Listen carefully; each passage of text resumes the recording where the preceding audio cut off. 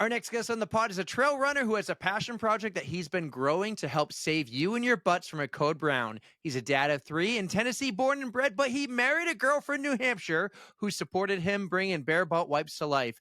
If he's not out there running on the trail, you might find him at a race near the porta potties, handing out free samples for your cheeks. Needless to say, we think this is a match made in heaven, and we are wicked excited to have Sam, the creator and founder of Bare Butt Wipes, on the On the Runs podcast. What's up, Sam? What's up, guys? How y'all doing? We're doing awesome. Oh, what an intro, Eric. he Oh always he yeah, always nails those. And man, it's so cool to find out that you have some roots up in New Hampshire. And I mean, honestly, this is kind of a match made in heaven if you think about it, because all we do, yeah, we talk about poop, and you are there to save the day. yeah, exactly. Yeah, my father-in-law actually went to Pinkerton Academy. Very nice, very nice. Just down the road from us, For real. man. Mm-hmm. Yeah. How did you meet your wife then? If she's in New Hampshire, and you're in Tennessee, how did the two of you connect? So her mom is from Clarksville, which is another suburb of Nashville. And her dad was in the military, and so there is a base there in Clarksville. And they met, started dating, got married, and then when they were up in New Hampshire, her mom was wanting to come back home, came back home, and just happened to land a little bit even further north than Hendersonville, and landed in Portland, Tennessee. And then our mom became a teacher, brought her to Hendersonville, the same school I went to, and the rest is history. We started dating freshman year of high school, and kind of dated on and off. And then after senior year into college, we ended up hitting it off again and got married at senior year of college. Oh, that's awesome. Eric loves a good love story. Yeah, He's always Yeah, we prying got into some good the ones on the love pod. lives. yeah. Well, I love her roots up in New Hampshire. We visit New Hampshire at least once a year. So I go ice fishing on Lake Winnipesaukee every year. Well, it's that All time of right, so year. you like to come in the wintertime. Yeah, exactly. Is that a little bit of a change for you? Because down south, I lived in Charlotte, North Carolina. I spent some time in Tennessee. My first ever football game was a Tennessee Volunteers game, actually. But up here, it's drastically different in the winter than what it is down Yes. there. I would wear shorts in the middle of January down south. And up here, it's like, even right now, it's freaking cold. Lakes are frozen over. Mm-hmm. Yeah, yeah, it is a huge change. Like last week, I mean, Tennessee, you get all 4 seasons. So it's always a hit or miss. It could be 50 degrees, 30 degrees, or 70 degrees. And last week it was 70 degrees. Today it was 30. So it's just like a huge swing in temperatures. So your body's always like, what is going on? Like, what do I need to be prepared for? Be like, please just stay 70. I just want the 70s. Yeah, Damn it. exactly. 70 and a bluebird day would be nice. Mhm. So so you're Tennessee born and bred just outside Nashville. What's the running scene down there like? We do know some people there. They used to have a podcast called the Trail Trash Podcast. I think you're really big into trail running. What's the running scene down there? Well, the running scene is pretty slim pickings. It's not as vibrant as probably like the Knoxville area has a lot more trail scene. And I did go to UT Knoxville for college, but at the time I was not in the trail running scene at all. Since then I've gone back and I've seen what all I missed out on. But here in like Middle Tennessee, there's just not enough mountainous area like there is in the Smoky Mountains. So the trail running scene is kind of a hit or miss. There's a few trails you can get on, but if you really want to get some good training in or good racing, you have to go more east Tennessee. Gotcha. So what got you into running to begin with before you started picking up the trail running thing? Yeah, well, when I was in high school, I played football. Okay. And so it really started off even when I was younger, and I did not like baseball very much. So my parents were like, well, you got to play, like, we think Pick you a need to sport, play a something, sport. do something. Yeah, pick a sport. And funny enough, like in Tennessee, it wasn't big at the time. It's grown a lot more, but I picked up hockey. And so I played inline and ice hockey all growing up. And then that just kind of got real out of hand because being in the suburb of Nashville, they did not invest into our small community for an ice Oh, rink. So we would always have to drive all the way down to Nashville. And over the years, as Nashville has grown and it's just gotten, it became to get more expensive. So we just ventured down the road of like, well, we like team sports. So what can we do? And it just inevitably was football. there you And go. so picked up football and played that all through middle school and high school. And really, come my senior year, I was just, senior year ended, and I was starting to gain weight just because I was used to like working out every single day, eating a lot of food, and not really like having to worry about it. And I thought, man, like if I don't change something now, I'm just going to be, I feel that. yeah, that guy that is like, I remember the good old days, back in high school.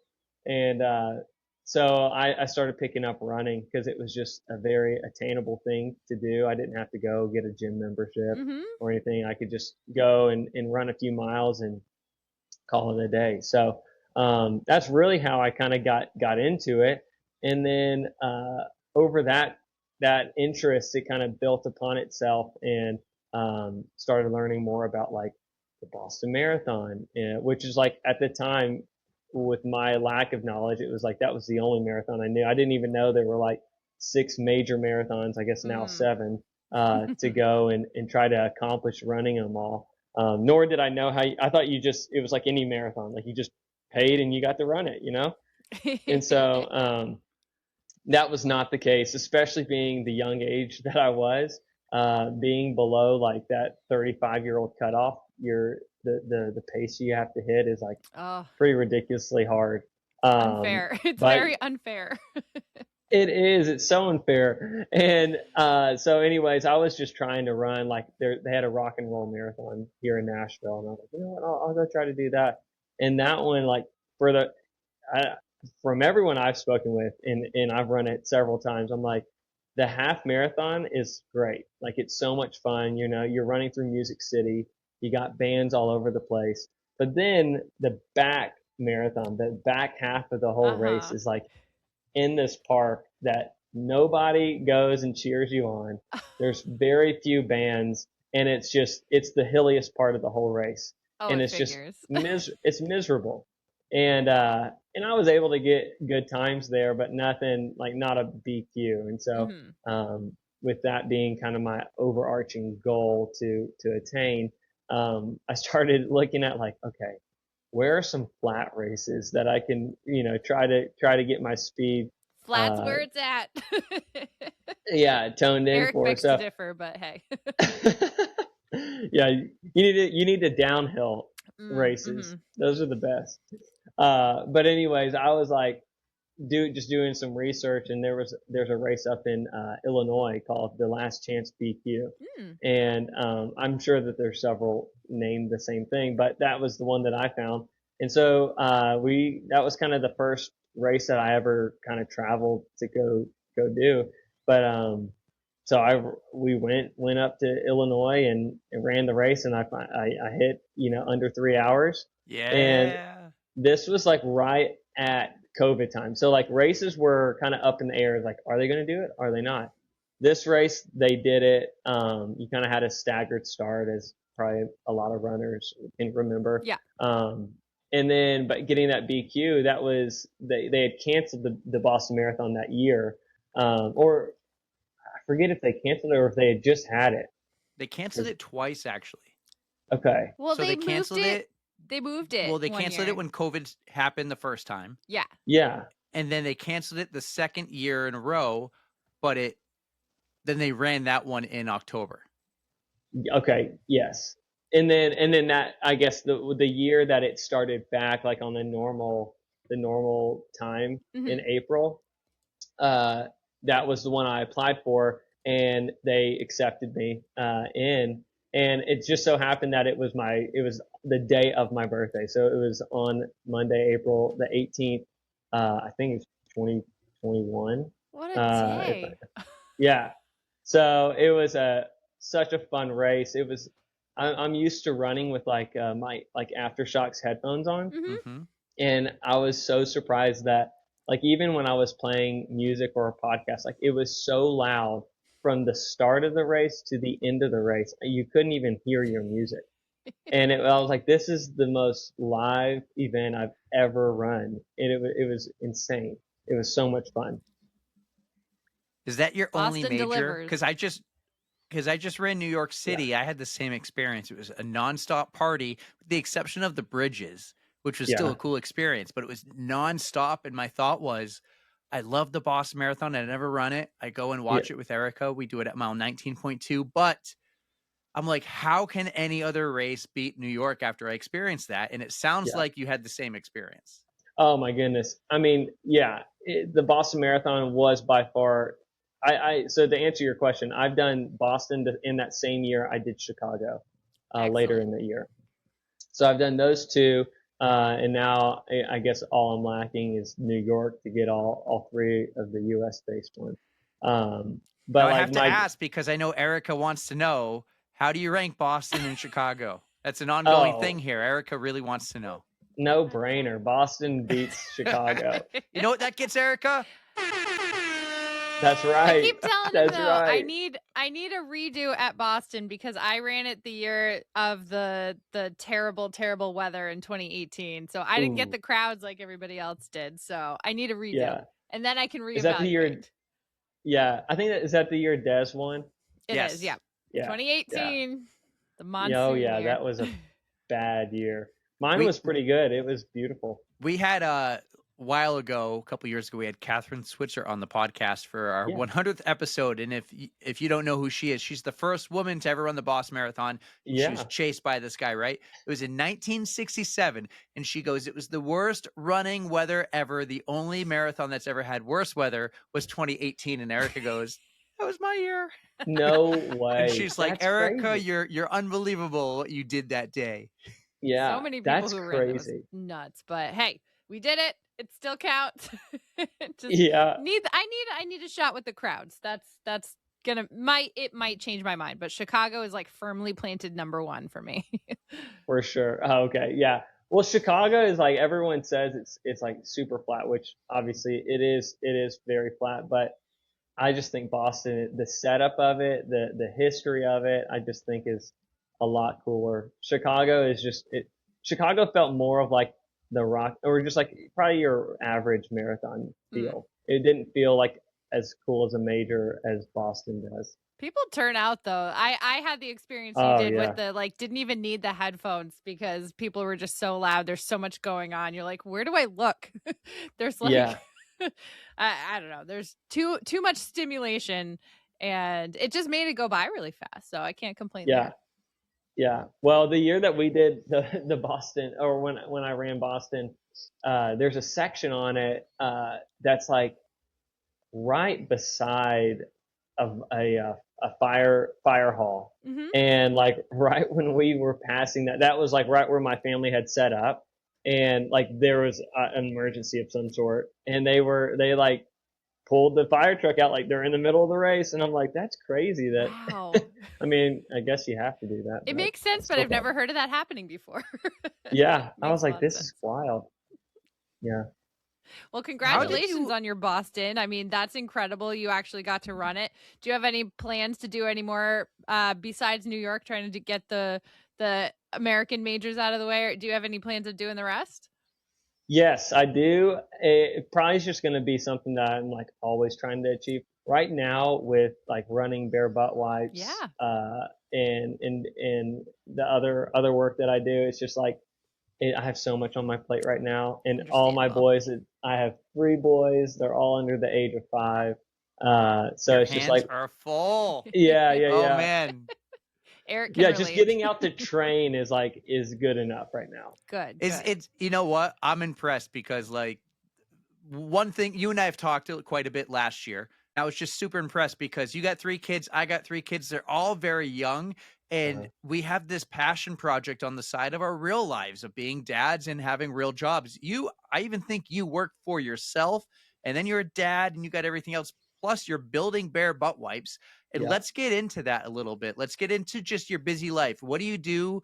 How did you come up with this bare butt wipes dream? Tell us a little bit about that side of your life? Yeah, for sure. So, like I said, when I was in college, that was really when I got the real big bite of running consistently and higher mileage. And so when I graduated from college, I actually got a degree in supply chain from the University of Tennessee, Knoxville, and got a job at Dollar General. The headquarters are here in Tennessee. And so I was working in corporate America for 2.5 years. As you can tell, I'm very entrepreneurial. And so I've always viewed myself as either owning or running a business. Um, you know, the dream of starting a business had kind of always been there. I'm a big fan of the podcast, How I Built This. And so like hearing starter stories was always an inspiration of mine. I just really didn't know, what it would be or how I would do that. But so during my time in corporate America, obviously COVID happened. And at the time I only had one baby. I was trying to get the Boston qualifier. So I was going out on tons and tons of long runs on the weekends when it was more attainable to do that. And when I would go out, since it was COVID, everything was shut down. Like the community bathrooms would be closed down. Like you couldn't do anything. Like you literally just had to either go home, find a porta potty, or squat behind a tree. And more often than not, I was finding myself squatting behind a tree. And so I would, after one time, you kind of learn your lesson. You're like, all right, I'm going to start running with some toilet paper. And so I just have like a running belt, and I would just take some toilet paper, roll it up, shove it in my running belt, and take off. Well, when you would get out on your long run, you obviously start sweating, and I would sweat through that running belt, and my toilet paper would just have dissolved. Oh It was like no. one of those Listerine strips on your tongue, just like, where did my toilet paper even go? Poof. Yeah, exactly. And so it was like, you know what? I'm losing a lot of socks here. Like we need to figure out a solution of like, what are we going to do? Because this is getting expensive. Yep. Not only is that going to tank your long run, like having to stop and do your business, but losing a Yeah, sock in the process, that's gonna cause exactly. more problems. So anyways, like again, back to, being interested in how I built this. A lot of the starter stories that you hear of products is like they were created out of a necessity to a interest or hobby that they had, and there was no solution to whatever that was. And so they just went out and thought, you know what, how about I just go create this solution if I can't find it. That was always like in the back of my mind, but I was like, surely someone's created this. Like someone's created some type of convenient solution to just like throw into a running bag and go off. Well, the more that I kind of pondered over it and thought about it, which I did during these long runs, I thought, I can't think of any brand. So I just did some market research, couldn't really find anything. And so we had just had our first baby. So I was like, you know what, I'm just going to take some wipes in a Ziploc bag and, roll with it. That's what So I I did. did that. And obviously, that works. However, baby wipes are like made of plastic, so they don't biodegrade. They don't break down. And so I started thinking like, okay, well there might be something with this idea.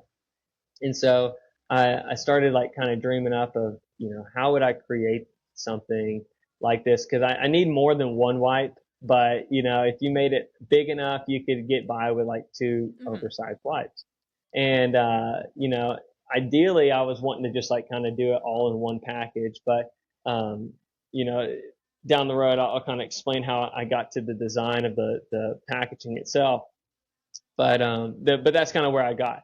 So I just went on Amazon and ordered a vacuum sealer, and that came in the mail. I took the wipes from the baby wipes just to kind of have something to start the idea with, and I just shoved them in there, vacuum sealed 3 sides, and then all 4 sides, and then cut little slits in it, so that way whenever I got it, I could just rip it freely and go. I want to tell you a story. Yeah. Sorry, I didn't mean to interrupt you there. You're fine. I want to tell you a story just before you go on too much here. I want to tell you like something about how we came up with our name. and you seem to be very smart. You're an entrepreneur kind of guy. You listen to the startup podcast. I always thought I have all these awesome ideas, but I don't know how to turn that idea into an actual product, right? Right. The way we came up with our name On the Runs is a little bit of a story where, of course, we had code browns during our long runs, but we actually have a friend. So I did the baby wipe thing. Yeah. And we're talking about starting a podcast, but we don't yet have a name. And Erica and I have a mutual friend who does a lot of hiking, and she's into all the she has these during hikes, right? And she is prepared. Yeah. And I mentioned how I take baby wipes and I put them in a plastic baggie, and she goes, "You know those aren't biodegradable." She like yells at me because it's just the way her Gotta voice leave is. no It's trace. right. Yes. And I'm like, "Yeah, of course. I put them back in the plastic baggie. Yeah." While I'm sharing the story with Erica and a few others as we're running and saying like, "Oh Yeah. my God, I felt like I was getting yelled at." I go, "That's the name of our podcast because there's a gas station here called Mobile." I was like, "We need Yeah. to create this where it's biodegradable so Danielle doesn't yell at me." And I'm like, "There's a gas station called Mobile On the Run."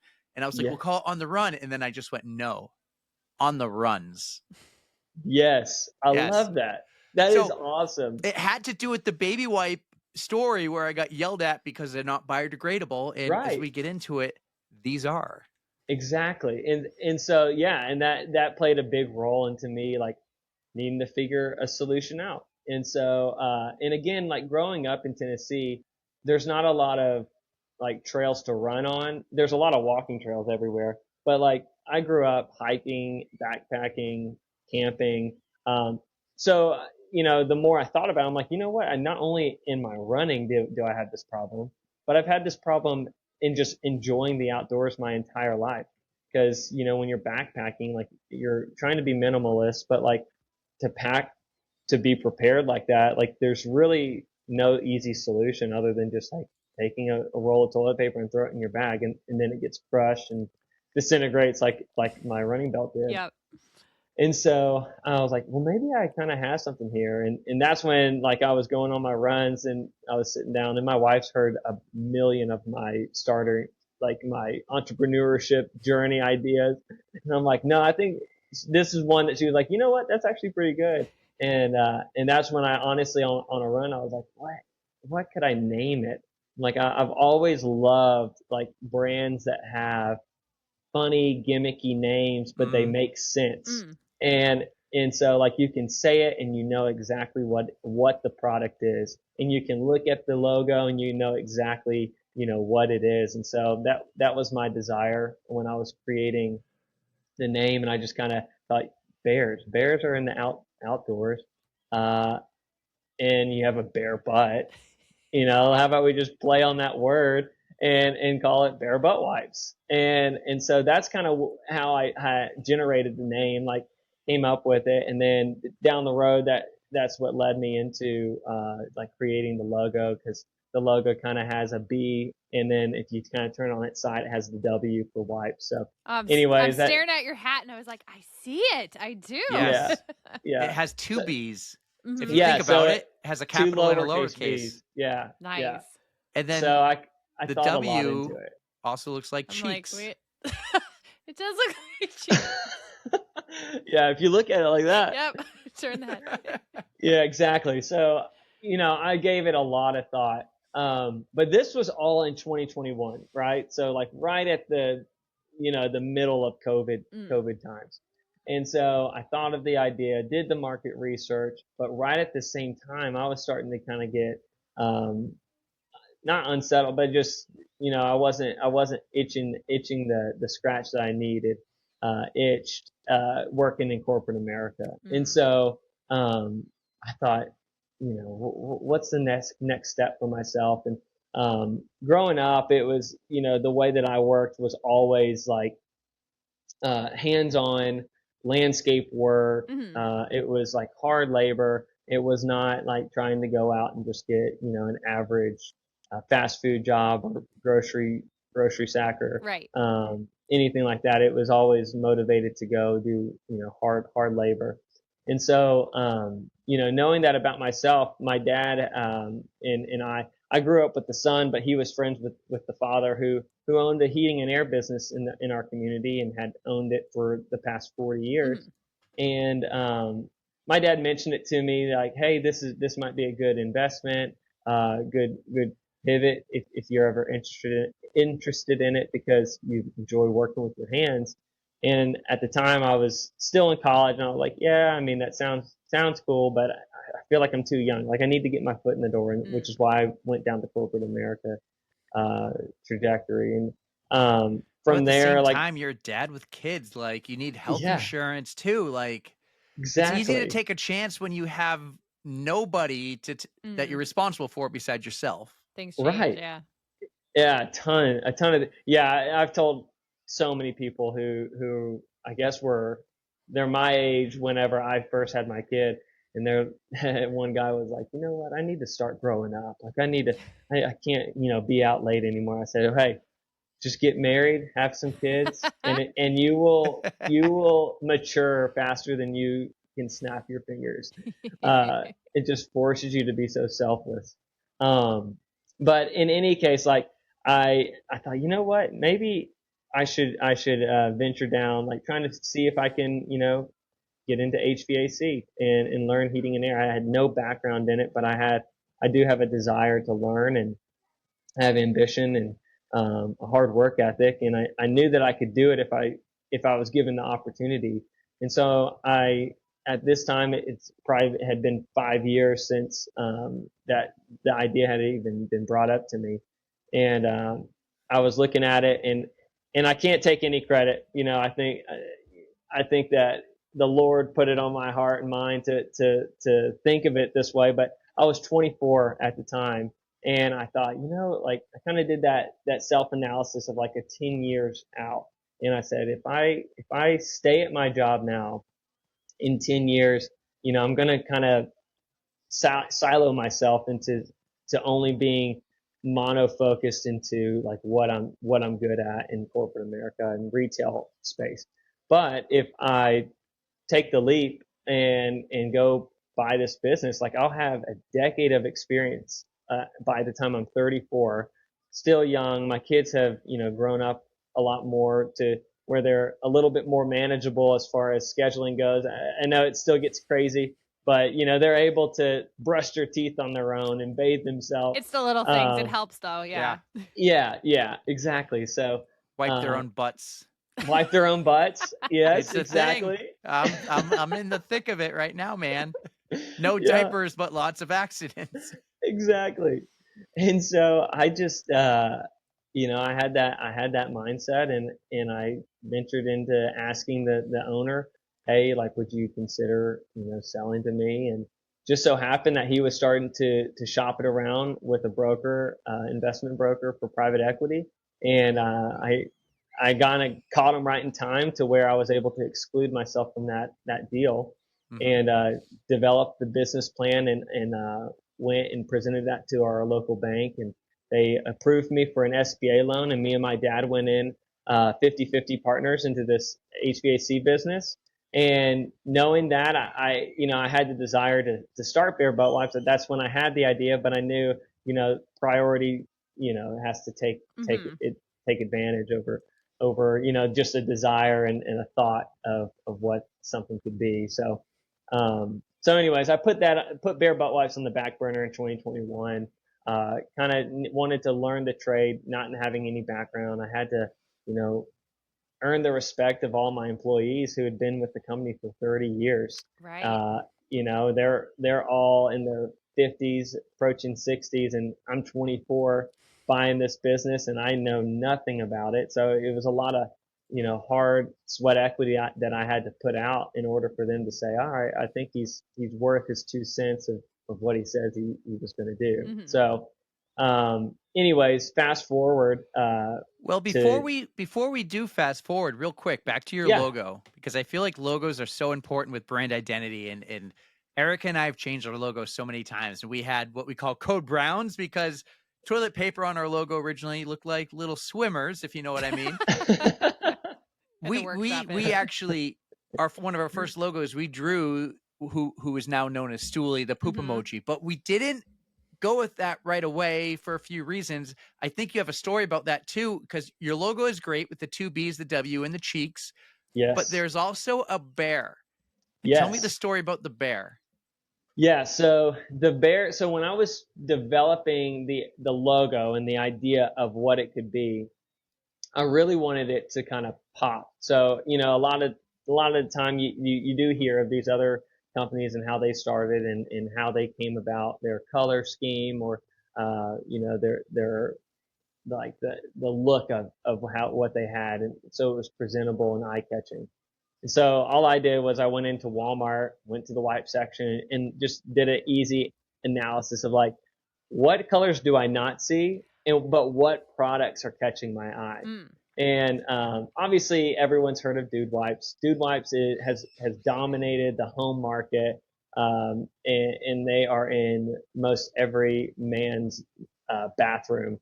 And so their packaging is great. It's black. It's perfect for guys. Like before even seeing the name of the product, you're like, black. Oh, that's probably a guy's product. Like easily. When it's right there beside like a pink and purple product. Mm-hmm. And so, Not only that, anyways, their marketing is like really yeah, good. yeah, their marketing is great. It's hard to compete with that. Like they are hilarious. I watch like the brand partnerships that they do are so funny. But I looked at that and I said, you know what? Like there's, what are my interests? What is the market that I'm wanting to get into? My interests are anything outdoors. It didn't have to just be running, but it was anything outdoors. I do like hunting, and so orange kind of played a role in that. Orange is eye catching. I also happened to go to the University of Tennessee, Knoxville, which their primary color is orange. All right. And so I kind of took the orange and embraced that. And then I wanted to throw in more of like a natural like color, which was like those two different tones of greens that kind of bring you to that feel of being in the forest. It definitely translates. I get the outdoor Yeah, vibes. It Absolutely. looks so good too. Mm-hmm. Like yeah. the orange looks amazing. Yeah. And so, taking those two approaches, I thought, if I put my product up beside all the other wipes at Walmart, I think someone's going to see that orange and they're going to pull it off the shelf and know immediately this is for my backpack. It doesn't have to go into my home bathroom. Like Mm-hmm. this is going to be, my outdoor wipe. Right. And really that's been my idea is like, Dude Wipes has penetrated the home market, but I'm looking to penetrate the outdoor market. I want to be in every outdoorsman's backpack or runner's belt or, biker's kit or hunter's clean kit. Like I want to be in anything that is associated with the outdoors. And I know that like Dude Wipes has taken over the home. So that's kind of my approach and kind of the journey into where I'm wanting to take it. Yeah. Look at that. But That's for everyone on YouTube. You see it right now. It's a great logo. The two colors really mesh well. I don't know if you already do this, but our blue we call OTR blue, on the runs blue. I'm going to call that Bare Butt Wipes orange going forward. Like that's it's not right. just orange; it's BBW orange. BBW orange. That's on the Crayola, the label. Yes. BBW orange. You look at it; it says Bare Butt That's Orange. right. That's I love it. I love the logo, but the bear now.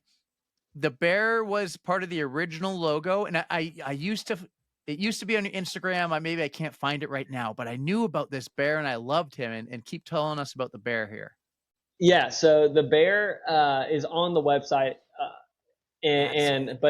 but then there's also I had one guy who was helping me try to figure out what the logo was going to look like. And at first since I was wanting to do the outdoors, I really was going to try to embrace like like the national parks patches and like kind of go after that type of look and make the packaging look like a patch.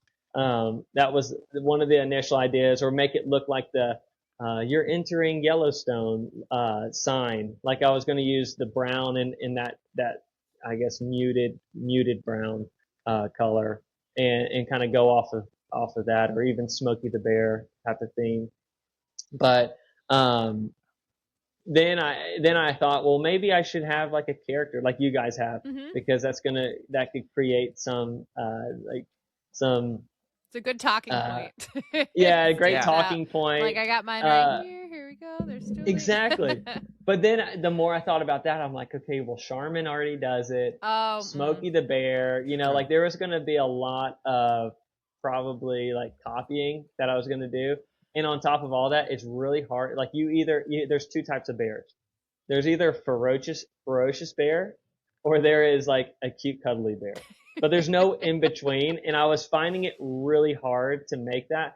And on top of all of it, I wanted something that, because it's going to be in the outdoors. So like hiking, camping, running, I wanted something to be like, to be able to put onto like a tent or a tablecloth, right. and like putting a bear, replicating that onto those types of merchandise, like it was going to be really hard. And I've always enjoyed being able to just look at a logo and knowing what it's connected to. And so that's what made me go away from focusing solely on like a mascot Mm. style and going more so towards the logo. Because trust me, my wife was like totally about the mascot, but Yeah. I was like, I don't know, like I think I need to be super delicate, because this is all self-funded. I've bootstrapped this whole thing. Like when we pay for something, it's literally out of my kids' pocket. Like my kids can't eat if Uh-huh. Uh-huh. no. It helps you be super focused on where your money Right. is going and making sure it Exactly. goes to the right places. That's going to help your business and bring in more money. So, yep, that I Yeah. totally understand. Yeah. Well, I bring that up only because, like, in all the research I've done growing this podcast, I learned, like, so we went through that. I'm like, I don't want the poop Mm. emoji, not yet. And we brought Stooley back after like 100 I was episodes in a even couple hesitant years. when we were going to bring him back. I'm like, "Are you sure you want to do this? Like, give up our logo, like the ones that we have on our sweatshirts." That was pretty much it. And then, Yeah. like, they had us as little running guys in the bottom corner, and I was like, "Are you sure?" Because it goes from being like professional to like whimsical, and I was like, "Do we Yeah. want to make that jump?" So, yeah, Right. I was a little reluctant, but in the end, I'm glad we did. Well, and the other Yes. part was that we didn't want, like, everyone just thinks all we talk about is poop. And that's not the case. Like we Right. talk have about range. amazing running stories, and the Code Brown doesn't need to be an actual Code Brown. It's just a oh crap moment, and we want to hear those stories too. But in all my research, like I'd stay up so late at night researching like what to do for marketing, what to do for logos. I learned like you're supposed to have 5 logos. And this is your Okay. primary logo, right? So you have Yes. like, think of Dunkin' Donuts. Right. There's 5 different Dunkin' Donut logos. There's the primary, but then you have just the 2 D's, and now they're Yeah. going to just Dunkin', and the other logo is the cup with Yeah. Dunkin'. So you have a Yeah. primary, a secondary, a simplified logo, usually a transparent one, and He then an really did do a animated freeze. logo. And this is kind of like Stooley's the fun logo. Mhm. Yeah. And you I throw like them in that. on some fun things. And I hope you do. And your website is great because one thing, the bear necessities are awesome.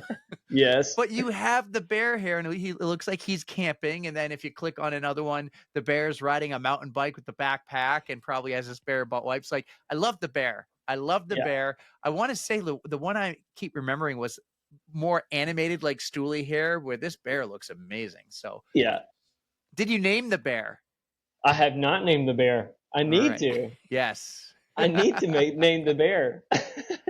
I'll probably have my kids name the bear. It's gonna There you go. end up There you being go. like But Barry McBear Bear or something, like Bodie McBoatface, except Barry McBear Face. Yeah. but I love the process, and that's why I'm asking some of these questions, because they're so relatable to us growing our podcast, Yeah. to you growing your company here, Bear Butt Wipes, because it just seems like you're so passionate and you're like, this is my thing. I'm going to make this happen. Like, you manifest it, but at the same time, we do the work. He worked Yeah. hard, yes, absolutely. Yeah.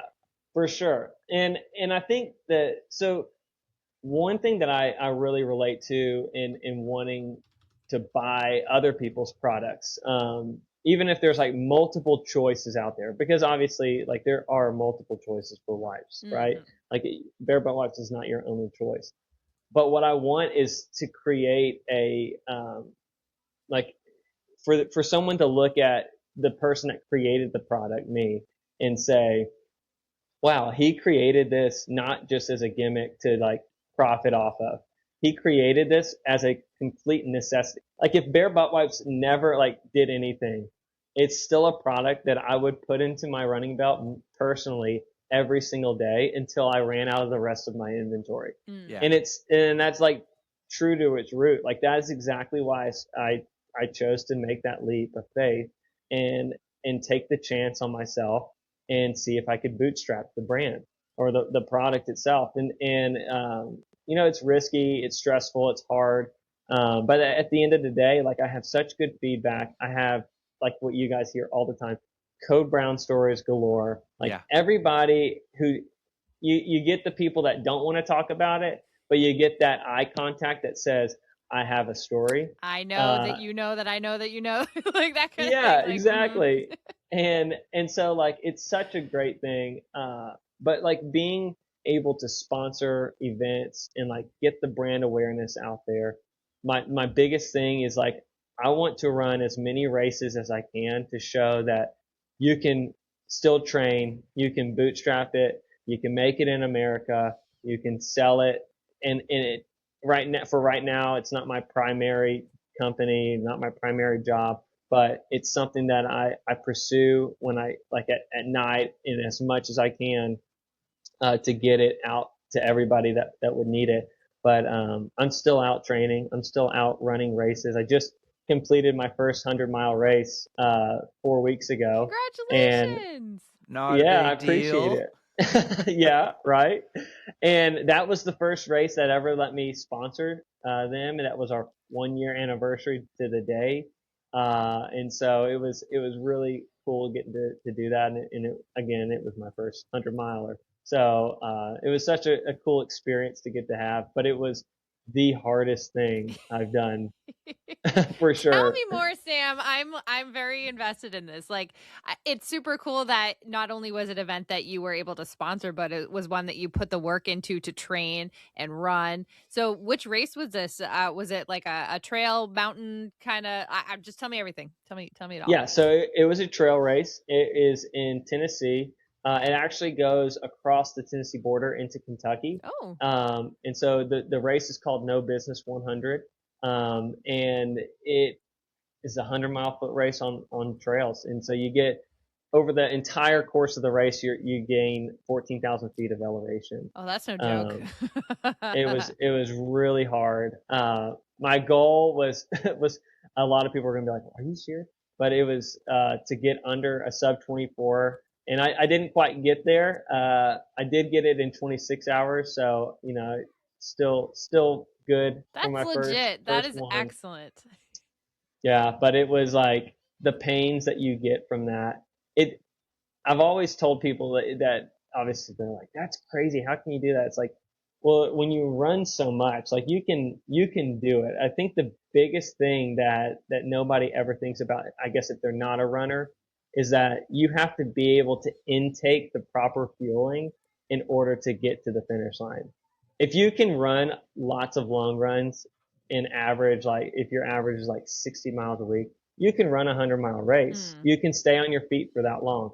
However, if you can't eat and do it at the same time, you're toast. that is the And key. so yeah, so that it's like for me, I think I'm inspired to do it because it's like a chess game, and I always like challenging myself.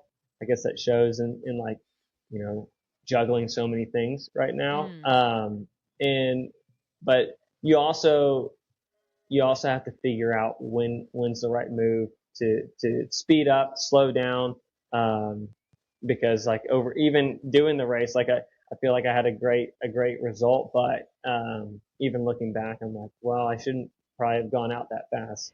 Should have slowed it down. I should have changed my shoes out here and then done different See, it's all a little learning things. curve. Yeah, Yeah. you Yeah. you have one under your belt now. Do you think you're gonna do another one to see where those improvements can come into play, or are you like one and done?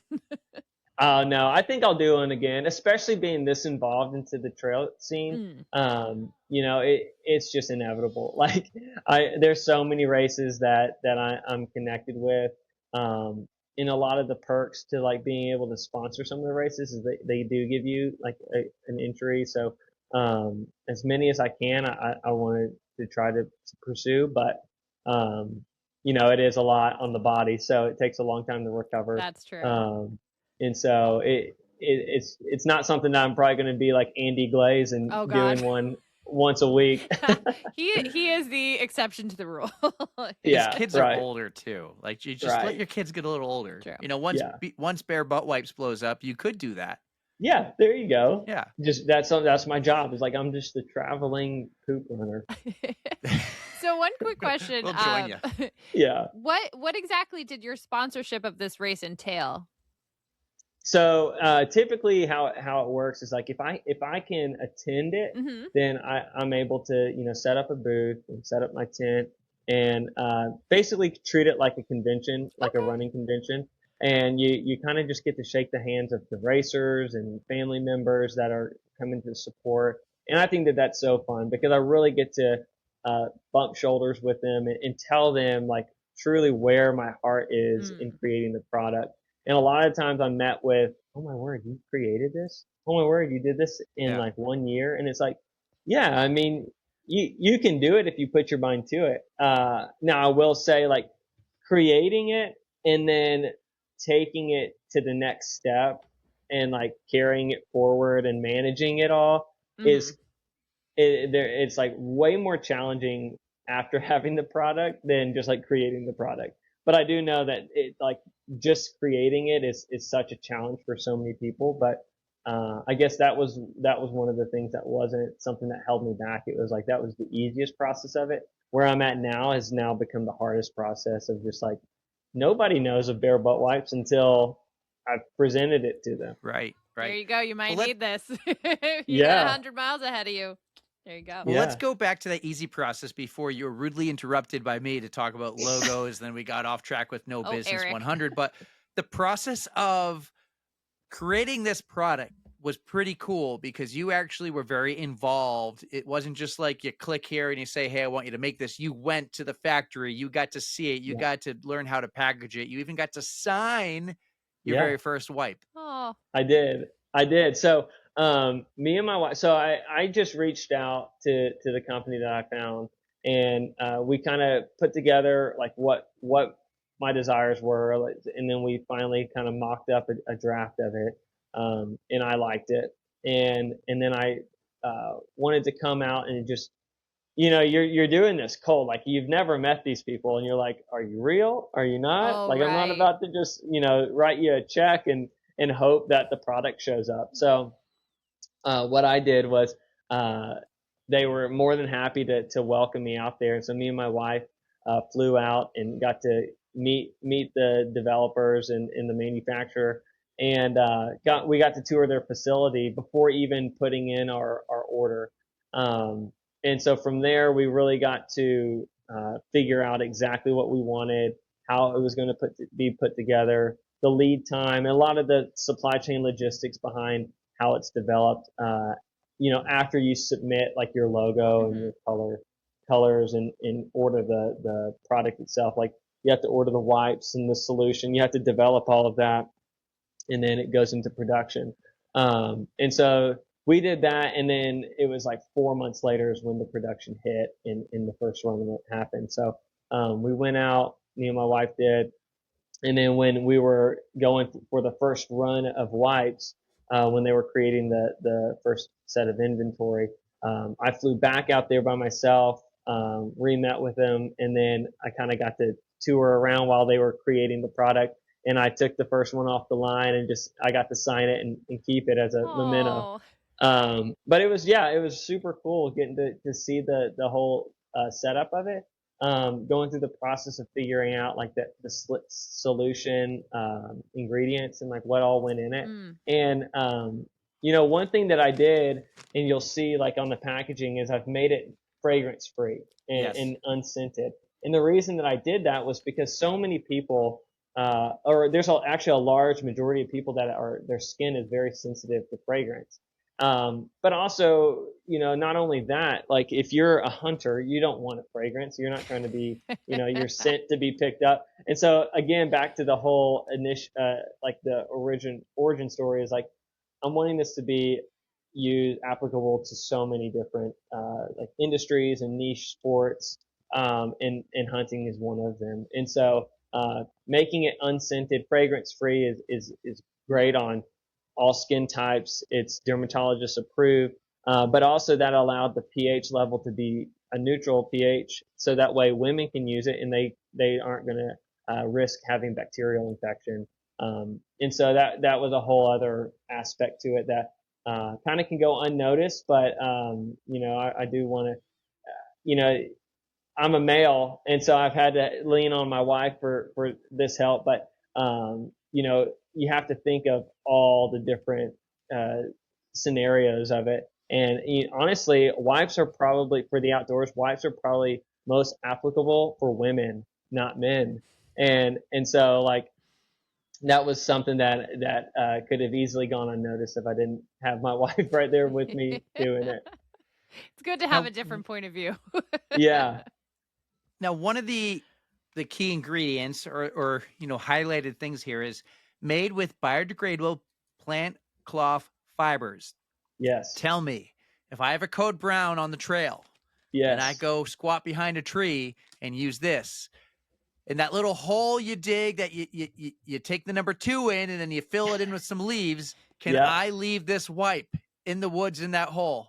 You can leave the wipe. Obviously, there are several national parks that are going to tell you that you need to pack it out.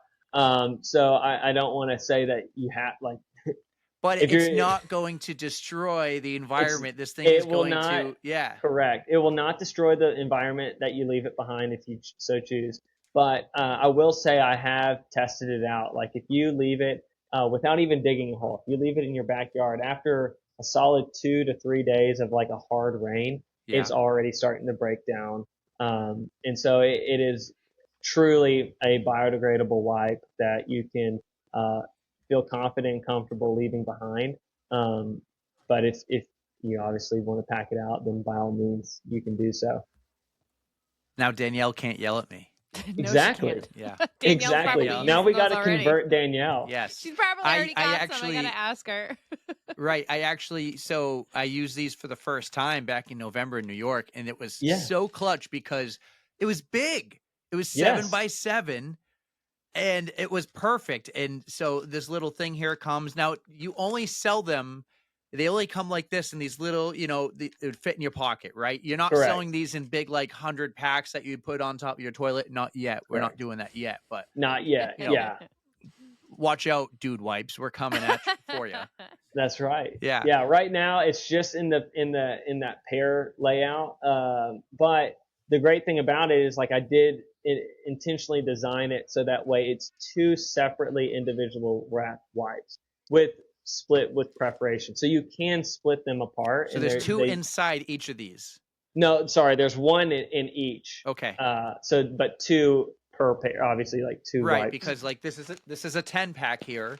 And so there's 5 of these doubles, we'll call it. Right. 5 doubles. Yep. Yeah. And you can separate the wipes, and you didn't break the seal. So that's the beauty behind it. And a lot of the races that we partner with, one of which, or the biggest of which that I've done a partnership with, is Cocodona, out in Arizona. And the benefit of going in leveraging these longer races is that they have aid stations, right? So at different aid stations, there's some that are just like fueling. But then there's some that you need foot care and medical attention. And so the great thing about this is that if it's just a fueling station, or even if it's a medical one, you can have it to the side and you can just grab and go if that's what you want, or you can clean your feet off with it. But at the end of the race, instead of investing into like those bricks of wipes, once you pop the seal on those, you probably have 1, maybe 2 days before the entire brick of wipes are dried out. So it actually is going to be a more sustainable option for races, because 1, it is biodegradable, but 2, if a race were to over order, right, for their given race, they can take these and put them back in their inventory of race products, put them in storage, and they can pull them out the next year for that same race or other races during the year and be assured that it's not going to be dried out. They can continue to hand them out. Oh, that is the way. Yes. Yeah. Erica, do you remember the second thing we've ever sponsored? The first was Sarah Halleck. Remember, we threw $100 to sponsor her Mhm. comedy night. Do you remember the second thing. sponsorship we ever did? The only thing I can think of is the Goffstown Gallop, but what else did we No. do? What did we do? 5K for Jay. And what did we sponsor? What did we buy? We sponsored her. Like, this was a tiny race to raise money for our friend who had cancer, and we sponsored the race by getting a porta potty. So Yes. 2 porta potties. I love that. So what are some of those, like, do you ever think about that? Like, could you sponsor, when you sponsor a race, are you like, oh, I want to sponsor this aid station or these porta potties, like these are brought to you by Bare Butt Wipes, and you can maybe get your logo on it or something. Do you ever think about that? Or what do you typically do? Do you just like send a bunch of product and it's out there on a table for everyone to be like, oh, I'm going to take this. I need it. Right. Yeah, that's a great question. And it's something that I'm continually like developing. Just for being 1 year in, a lot of the partnerships that we have done have been like sending them just a bunch of wipes. So a lot of what we do is like partner with races, and then they're giving when they give their swag bags out for the racers, you just drop a wipe in there, and that way every single racer is getting a wipe. Nice. Another thing that we have done, and it's most recently, we've also sponsored the porta potties as well. And I think that's such an applicable thing. Yeah. It really It's is. such an easy thing. It's a need. And like you can easily like slap the logo on the front of it, and just, be the designated bathroom sponsor. Like no one else is going to do that. You're the See, hero. I think that's where what it is. Theodore should go. And I'm putting my pitch in right there. Your bear's name is Theodore. All right, Theodore. Teddy I for love short. it. But that's where the Theodore logo goes, the bear. And it's like, get your Yes. bear necessities right here. Yeah. And kind of make it look like, Smokey the Bear, like don't smoke in the park. Yeah. Yeah. You poop here. Yeah. I love it. Oh, No, that's it's so fun good. because you can be so creative, and you Yeah. can, like, those things, they just click. It's what did you say earlier? You're looking for that name that perfectly fits. And at the same time, like sponsoring a porta potty station at an ultra marathon is perfect for Bare Butt Wipes. On brand. Exactly. I love that. I do. And there's not a lot of places, except obviously the starting and finish line, they need porta potties. But they do have porta potties at some of these aid stations out in the middle of nowhere, and you're like, how did you get this out here? Bare Butt Wipes finds a way. Yes. Love it. So I have a question for you, Sam. So with the business being so fresh and on its way up, were there any developmental or manufacturing challenges that you've had to face so far? Code Browns, as we call them. Do you have any like Exactly. business code browns for us? Honestly, not yet. That's I good. have Knock not. on wood. Yeah, I guess the hardest thing is just figuring out shipping. Like shipping rates are crazy expensive. Yeah. And there's really, you kind of get to a point where there's like really no way around it. Besides like obviously like any brand, like you kind of just have to push it on to the customer.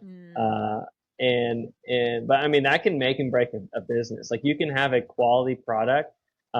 If you can't get the shipping under control, like you will lose so much money so quickly, because of packaging, and just like the U.S. Postal Service. And even with that being said, like I've had trouble with like USPS when I ship things, like getting shipments back to me for not the right address. And I'm like, this is 100% the correct address.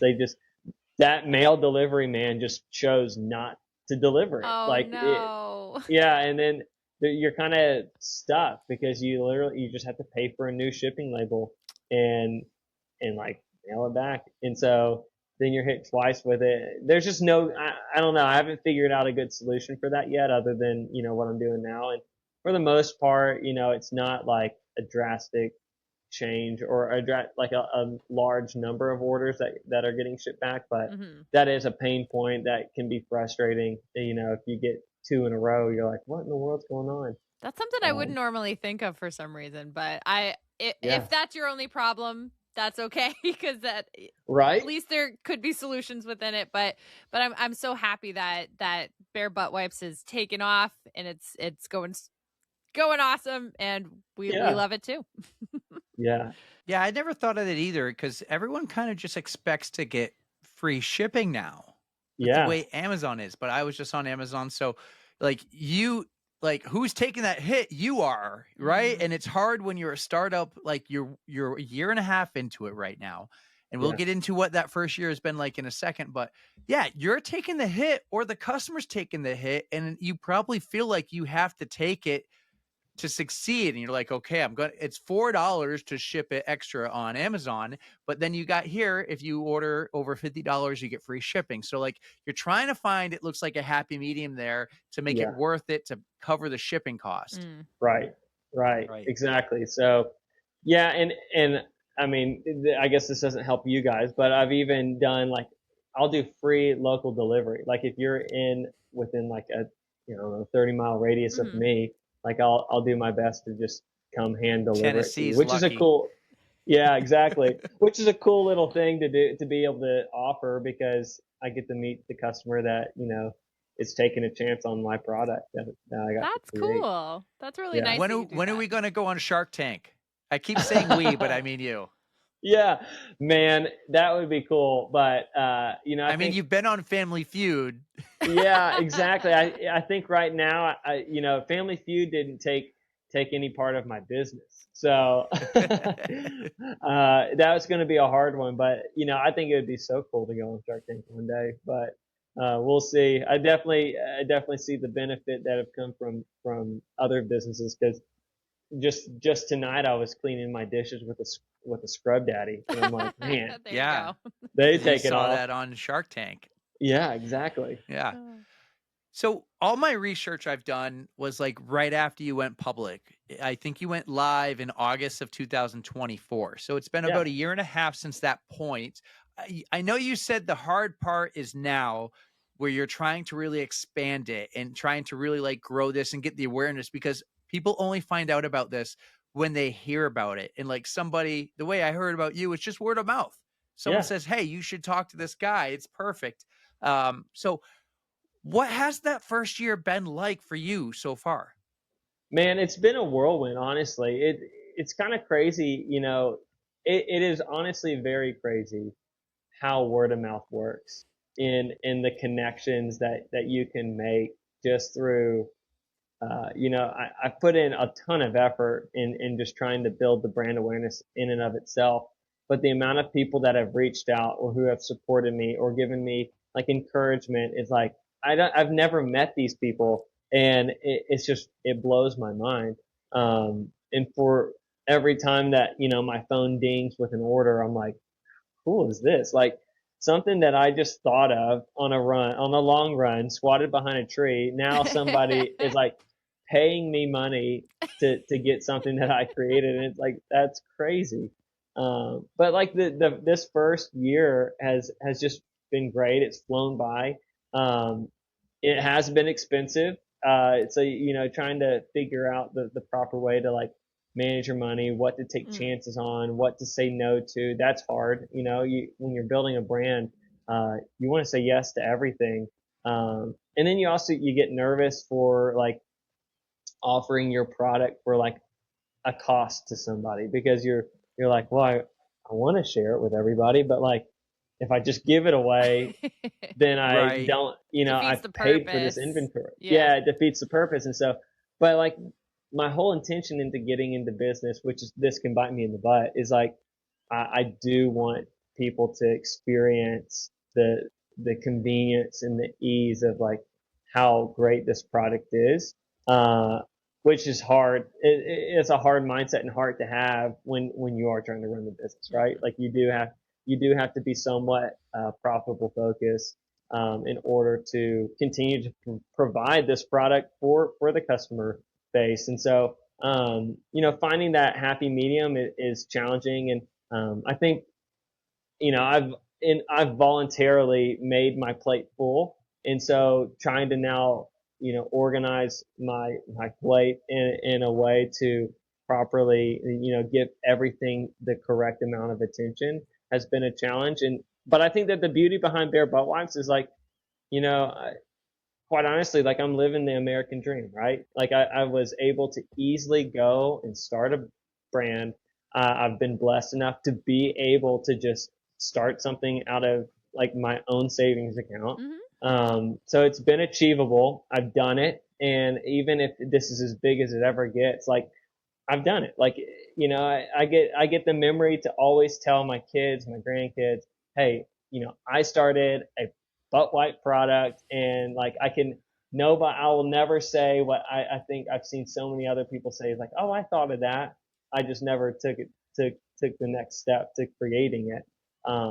And so, I think that this whole year has just been a year of like grit and grind and figuring it all out, continuing to do that, but also realization that like, you know what, like there's going to be parts in life where you just kind of have to stay relaxed and stay cool and just realize that like you're one person right now, and you can either, go out and spend as much money on marketing as you want. But then you got the caveat that says like, if you do that and it does take off, well, then you got to figure out, how to pay for that next run of inventory. Yeah. So Right. there's a healthy balance. And right now my plate is so full that what I'm coming to find out is just like, you know what, let's continue to just organically grow this thing. Cause it is achievable right now with the overhead that I currently have.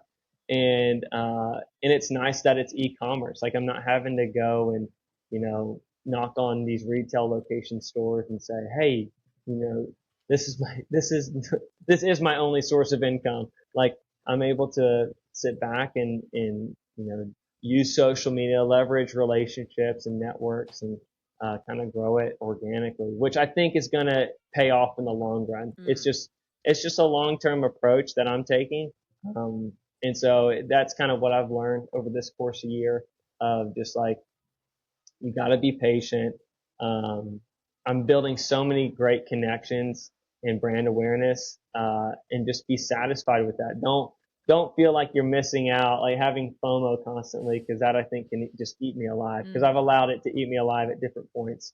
But at different times you're hitting peaks and valleys, all at the same time. So you just got to manage it. Well, keep doing what you're doing, because the word of mouth is getting out there. The product is getting into the right hands, the people who need it the most. You got the trail runners, the ultra runners, just the hunters. You've got it where it needs to be, and it's still going to continue to grow. So I'm just hoping that we can help build that a little bit, give you a little push, pump your tires, I as appreciate Eric likes it. to say. So Pump the we're tires. happy to help. You mentioned the dinging of your phone. Every time someone buys, you get a ding. So when these come out of the factory, where do they ship from? Do they go to your garage and you ship them yourself, or do they get shipped from like It's a a one-man show. distribute some factory or something? Yeah, great question. Yeah, I have 100,000 square foot facility. No, it is in a 1,800 square foot ranch style garage. I love it. Yeah. I love the That's story. being real. That's how it is. So Yeah. pretty much everyone can buy these online. Yep. I found them on Amazon and on your website. Where else can they find these? Yeah, so you can find them on our website, on Amazon. There's also Walmart. I have it on their platform as well, which is going to be similar to Amazon. But the most traction that I get is primarily through my website and Amazon.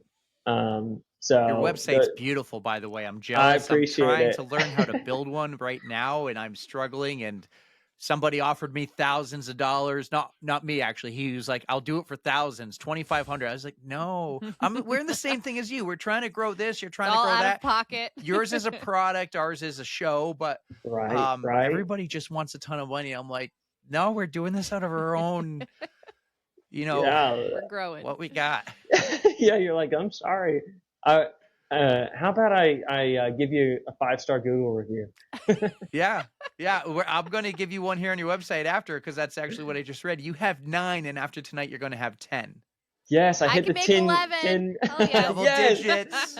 So you guys I've just even be used them in New patient. York. I'll mention the New York City Marathon and how they came in so clutch. Exactly. Yeah, I honestly that is one thing. So like I said, I started my passion of running started by just being in the marathon scene. And this product, like bare butt wipes in and of itself, is I think probably really hard for road runners to view as like a product that they need.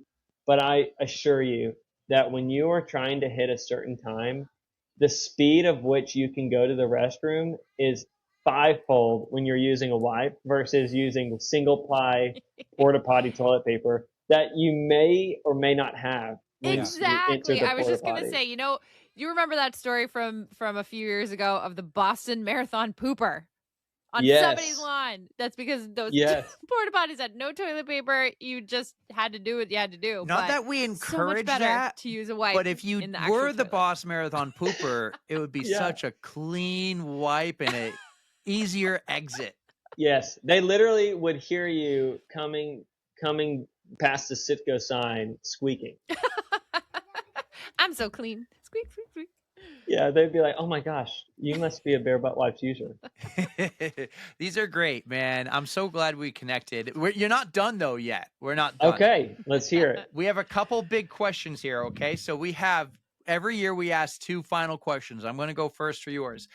All right. Mine changes every year. And for the year 2026, I want to know, what is your hot take? This could be, it could be bare butt related. It could be running related. It could be that pineapple does not belong on pizza. What is your hot take? Give us a hot take. Oh man, my hot take on 2026. Yeah, that's the question for the year. I'm asking every guest who comes on the podcast this question. You're one of the first. Oh, So goodness set gracious. the tone. Man. No pressure. I know, for real. I guess a hot take of mine, it would probably be here's I guess a sentimental one that I'm having that can kind of relate to bringing our conversation full circle and losing sock. I think my hot take would be for the year of 2026, making sure that every single one of my socks always has a pair. Yeah. Don't sacrifice That a is sock. harder to do than you think It because is you're so like, hard.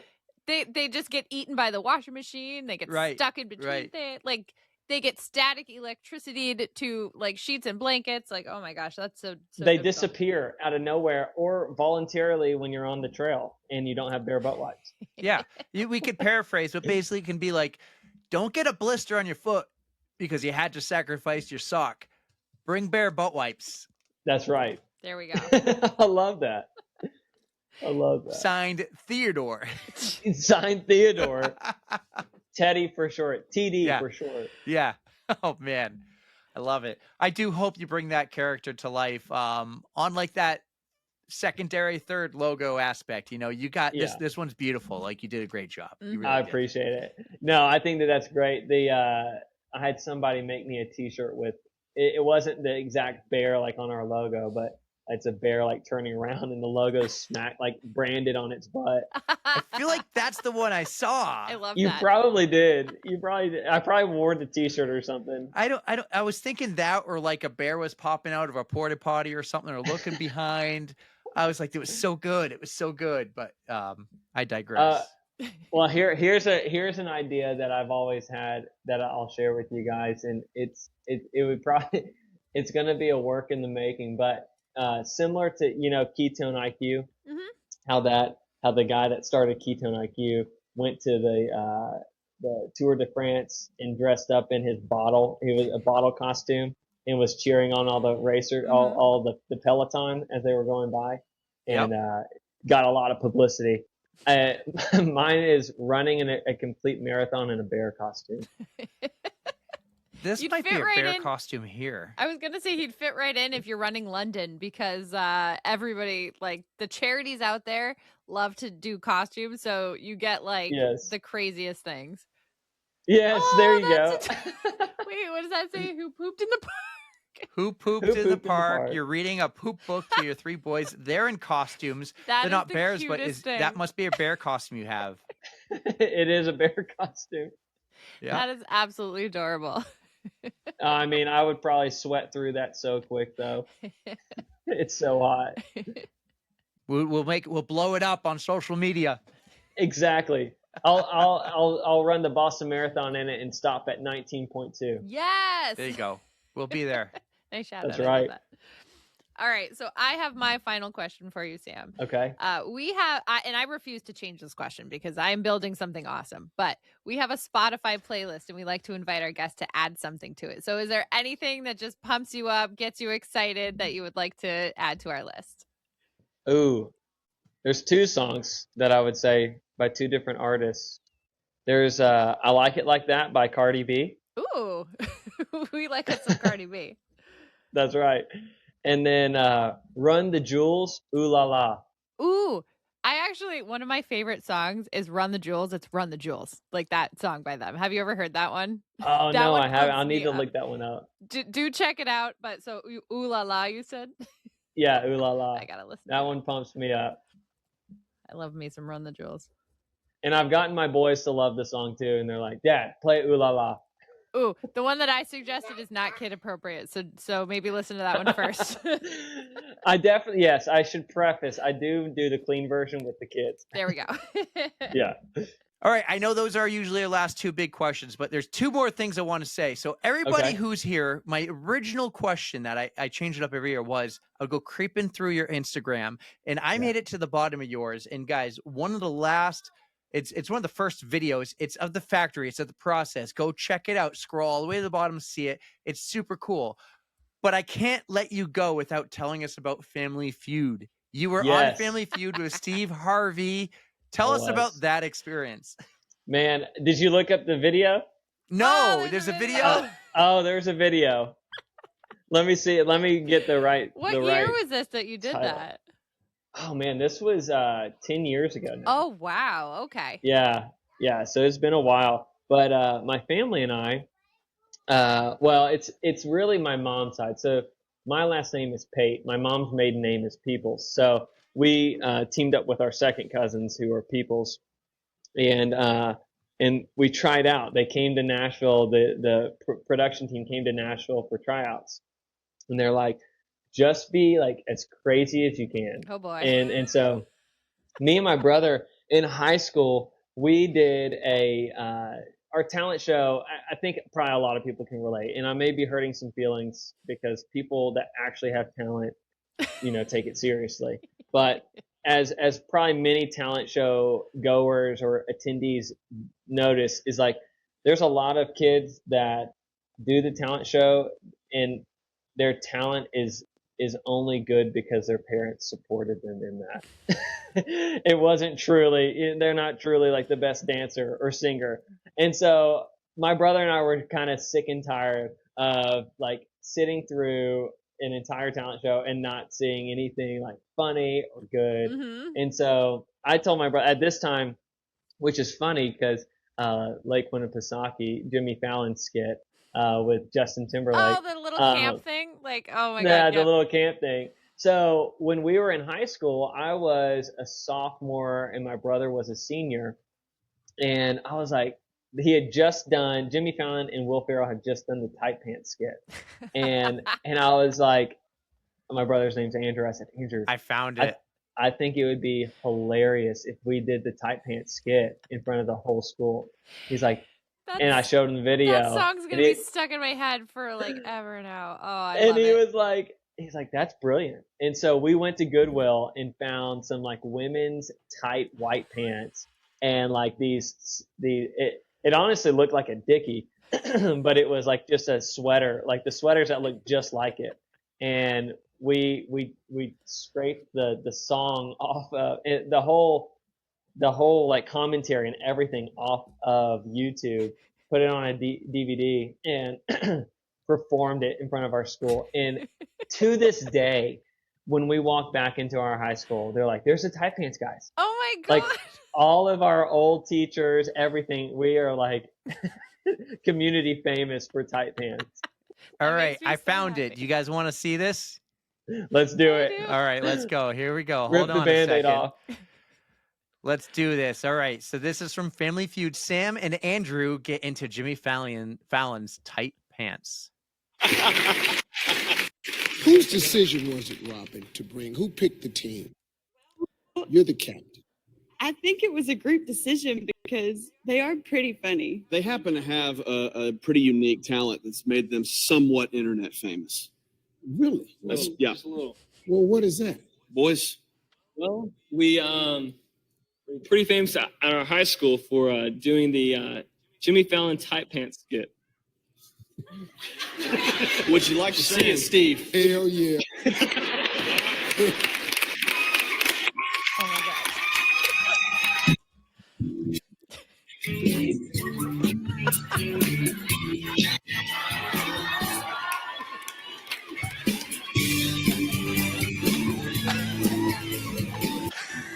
Andrew, that was before twerking was a thing.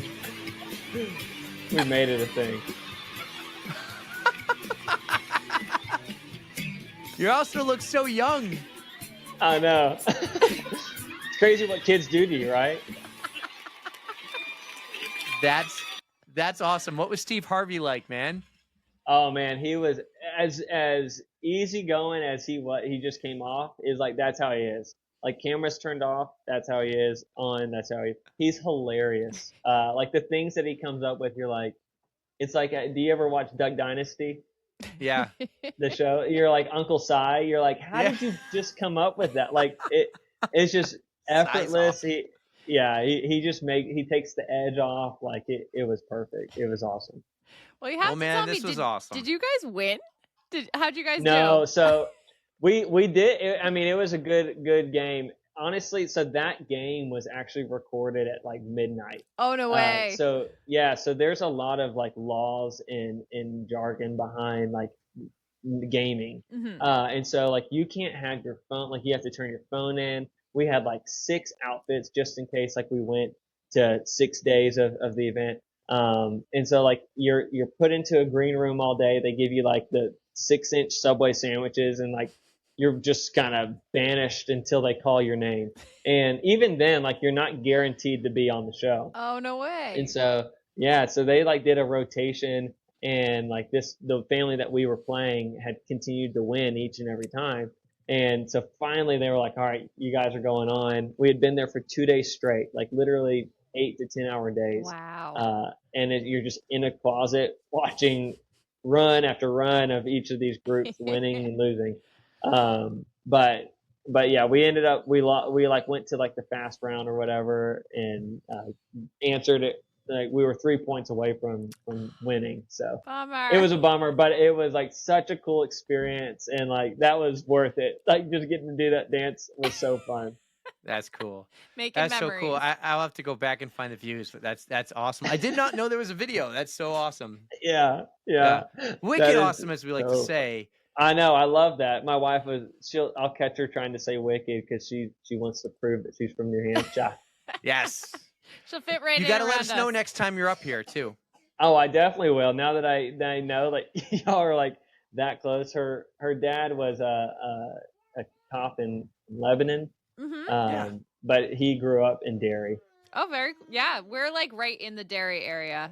So Okay. yeah, he's in Manchester. I'm in Nashua, so I'm right over the Massachusetts border. Oh but yeah, absolutely. I go yeah, up we to have Winnie all the time, actually. Do you? Okay. Well, her aunt lives on Winnie, and then her granddad lives closer to Wolfboro. Gotcha. So just like I guess around the other side of the lake. Yeah, It's a small world, yeah, man. some of my best friends are on Alton Bay, so right at the bottom of it. So I'm usually So there. fun. Summer's great. But this was awesome, dude. Thank you so much for doing this. It's been I fun appreciate it. connecting with you in the past year as you've been growing this, and I'm watching it grow. You supported our big fundraising night for us where we had Yes. over 80 products, but yours was one of them Yeah. for the New York City Marathon. So that was a blast, dude. Thank you so much. That was wicked awesome. Yeah. No, I really appreciate it, and I look forward to continuing to support you guys as much as I can. The feeling's mutual, Sam. Thank you so much. Thank you.